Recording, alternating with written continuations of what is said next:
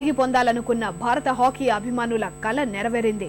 Qualified టోర్నీలో అన్ని మ్యాచ్ల్లో విజయఢంకా మోగించిన మన భారత్ ఫైనల్లోనూ అదే దూకుడు కొనసాగించింది. ఫ్రాన్స్ ను 8-1 తేడాతో చిత్తు చేసి లండన్ ఒలింపిక్స్ కు సగర్వంగా దూసుకెళ్లింది. అటు హాకీ వీరులకు మధ్యప్రదేశ్ సర్కారు ₹1,00,000 నజరానా ప్రకటించింది.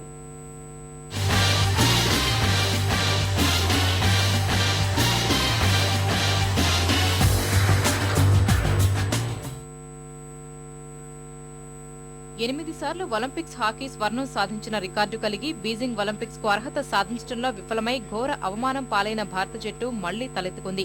లండన్ ఒలింపిక్స్ స్థానాన్ని ఖరారు చేసేందుకు న్యూఢిల్లీలో నిర్వహించిన ఒలింపిక్స్ అర్హత పోటీల తుది సమరంలో ఫ్రాన్స్ ను చిత్తు చేసి ఒలింపిక్స్ పోటీలకు అర్హత సాధించింది. ఈ టోర్నీలో మొదటి నుంచి ఓటమి ఎరగకుండా దూసుకెళ్లిన భారత్ ఫైనల్లో కూడా అదే దూకుడు కనబరిచింది. ముఖ్యంగా ప్రపంచంలోనే అత్యుత్తమ డ్రాగ్ ఫ్లికర్లలో ఒకటిగా పేరొందిన సందీప్ సింగ్ తన ఫ్లికింగ్ మాయాజాలాన్ని ప్రదర్శించి భారత్ కు చిరస్మరణీయ విజయాన్ని అందించాడు.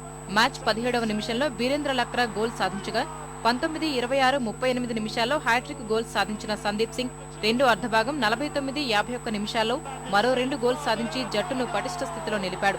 ఎస్వీ సునీల్, బిఆర్ రఘునాథ్ చెరో గోల్ సాధించడంతో భారత్ 8 గోల్స్ సాధించింది.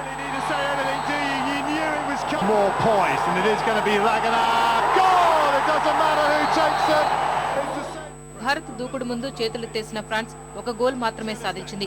సిమన్ మార్టిక్ బ్రిసెక్ ఫ్రాన్స్ తరపున ఏకైక గోల్ సాధించాడు.